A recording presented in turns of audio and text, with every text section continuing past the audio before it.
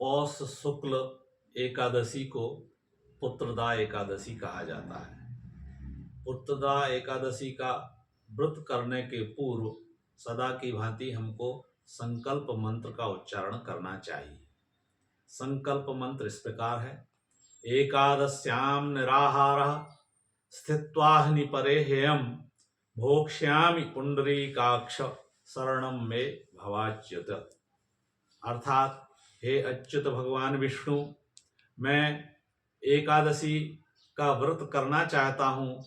निराहार रह करके व्रत करने की इच्छा है, तथापि फलाहार करने के साथ भी यह व्रत करने का मेरा मन है। इसलिए हे प्रभु, आप मुझे अपनी शरण में अपना लीजिए। मैं द्वादशी के दिन ही अन्नाहार स्वीकार करूँगा। इस प्रकार संकल्प लेने के पश्चात इस एकादशी अर्थात पुत्रदा एकादशी का व्रत करना चाहिए। यह व्रत भगवान विष्णु को समर्पित है और भगवान विष्णु अनेक प्रकार की मनोकामनाओं को पूर्ण करने वाले हैं। इस संबंध में भगवान श्री कृष्ण और युधिष्ठिर के प्रसंग के अंतर्गत पद्म पुराण में कथा मिलती है कि भद्रावती नाम की नगरी में सुकेतुमान नामक एक राजा था। चंपा नाम की उसकी रानी थी। वह राजा निस्संतान था, उसके यहाँ पुत्र नहीं था। वह अत्यंत दुखी रहता था। वह एक दिन वन में गया और जाते जाते एक ऐसे स्थान पर, अज्ञात स्थान पर पहुंच गया, सरोवर के किनारे, जहां पर मुनिजन वेद पारायण कर रहे थे। वेद पाठ करते हुए ऋषियों को उसने जाकर प्रणाम किया।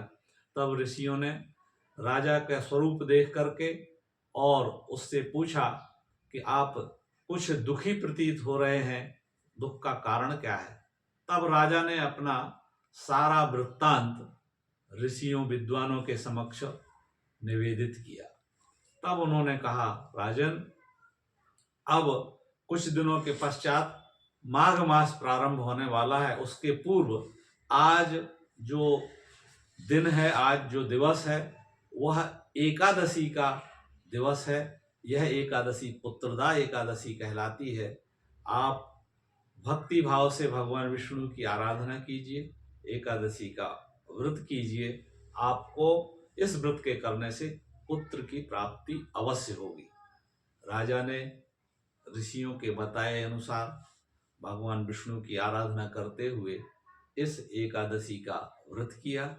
उसको मनोवांछित फल की प्राप्ति हुई, अर्थात उसके यहाँ पुत्रोत्पत्ति हुई।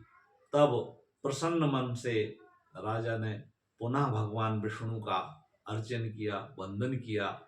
इस प्रकार यह जो एकादशी है, संतान प्राप्ति, संतान की रक्षा और समृद्धि के लिए तथा पारिवारिक सुख शांति के लिए जानी जाती है। और इसलिए उन दंपतियों को जिनके यहाँ संतति नहीं है, उनके लिए इस पुत्रदा एकादशी का विशेष महत्व है।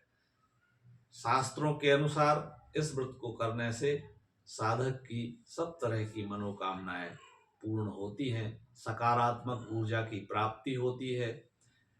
हाँ, यह अवश्य है कि इस एकादशी में दान पुण्य का बड़ा ही महत्व है। इसलिए साधु संतों को, विद्वानों को और जो निर्धन लोग हों, उनको अनेक प्रकार के वांछित पदार्थों का, द्रव्यों का, अन्न का दान करना चाहिए। भगवान विष्णु की अर्चना करते हुए इस प्रकार अपने जीवन को सफल बनाना चाहिए। यही पुत्रदा एकादशी का विशेष महत्व है।